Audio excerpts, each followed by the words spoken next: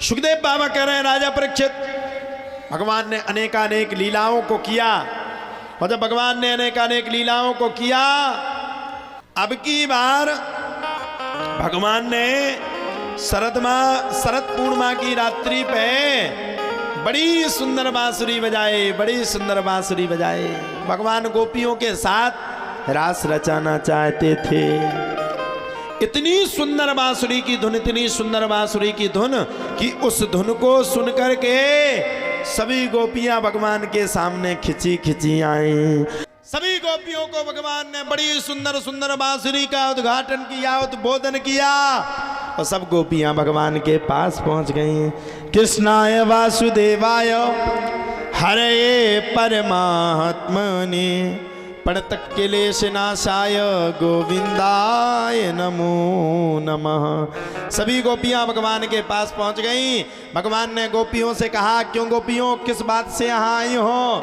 तब गोपियों ने कहा, प्रभु बहुत दिन की हम सताई हुई हैं, अब ऐसी कृपा करो कि आपके चरणों की रज मेरे मस्तक पर पड़ जाए। भगवान ने बड़ा सुंदर रास रचाया। वृंदावन के रास में पहुंचे जाए महेश, मिल सखियन के झुंड में धर गोपी को भेष। बोले बाबा भी रास में पहुंच गया, खूब अच्छा सुंदर सुंदर।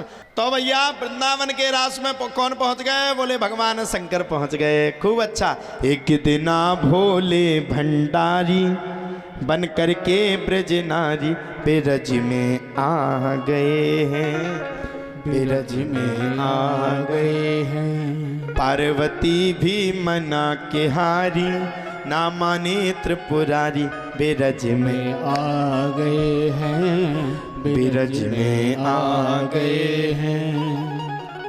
पार्वती से बोले मैं भी चलूंगा तेरे साथ में, तेरे साथ में। राधा संग श्याम नाचे, मैं भी नाचूंगा तेरे साथ में, तेरे साथ में। बोले बाबा ने भी खूब रास नचाया। रास रचो है, रास रचो है जमुना किनारे, कान्हा रास रचो है, रास रचो है, रास रचो है जमुना किनारे, कान्हा रास रचो है। बड़ा सुंदर रास भगवान ने रचाया। जब भगवान ने बड़े सुंदर रास को रचाया तो गोपियों के अपने आप में अभिमान हो गया। दुनिया को अपनी उंगली में नचाने वाले भगवान को हम गोपियां अपनी उंगली में नचा रहे हैं। अब ये गोपियों को अभिमान आ गया। किसको नचा रहे हैं? हरि व्यापक सर्वत्र समाना। प्रभु व्यापक है, विराट स्वरूप है। गोपियों को जब ये अपने आप में अभिमान आ गया कि दुनिया को अपनी उंगली में नचाने वाले भगवान को हम अपनी उंगली में नचा रहे, भगवान वहां से भगवान तुरंत लिप्त हो गए। अब भगवान क्यों लिप्त हो गए सुन लीजिए। भगवान इसलिए लिप्त हो गए क्योंकि भगवान कह रहे हैं रामचरितमानस में, निर्मल मन जन सो मोहि पावा, निर्मल मन जन सो मोहि पावा, निर्मल मन जन सो मोहि पावा। मोहि कपट छल छिद्र न भावा, मोहि कपट छल छिद्र न भावा, मोहि कपट छल छिद्र न भावा, मोहि कपट छल छिद्र न भावा।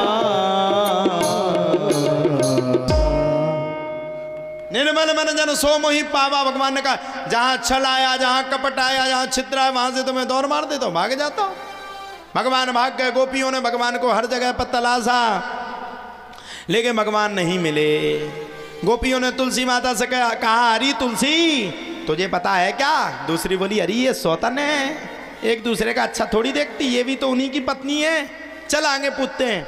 गोपियां ढूंढते ढूंढते पहुंच गई यमुना किनारे।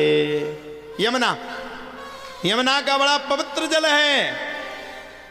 यमुना पे गोपियों का और भगवान श्री कृष्ण का मिलाप हुआ था। यमुना जल में गोपियों का भगवान कृष्ण का मिलाप हुआ।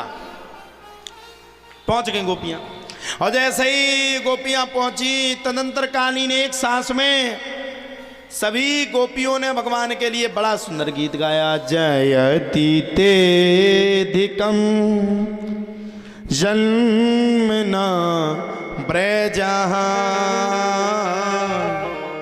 श्रेयत इंदिरा शश्वदात्र।